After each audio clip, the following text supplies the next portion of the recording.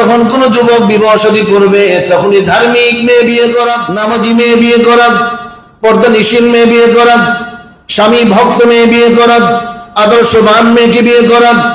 হাদিসের মধ্যে এই কথা তো আছে, তুনকাহুল মারআতু বিআরবাঈন, মেয়ে যখন বিয়ে হয়, ছেলে যখন কোনো মেয়েকে দেখতে যায় বা বিবাহের আলোচনা আসে, চারটে জিনিস সাধারণত দেখা হয়। চারটা জিনিস: বংশ কেমন, সৌন্দর্য কেমন, সম্পদ কেমন, দিন কেমন, ধর্ম কেমন।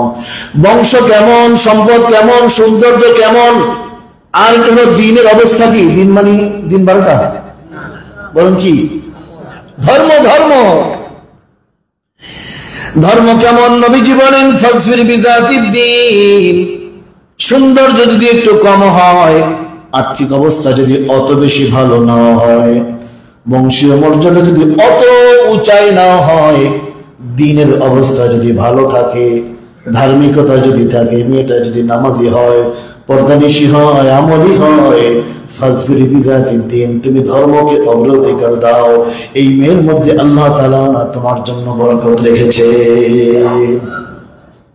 বিবাহটা শুধুমাত্র একটা মনের চাহিদা, আনন্দ তা না, আল্লাহর হুকুম, আল্লাহর ইবাদত।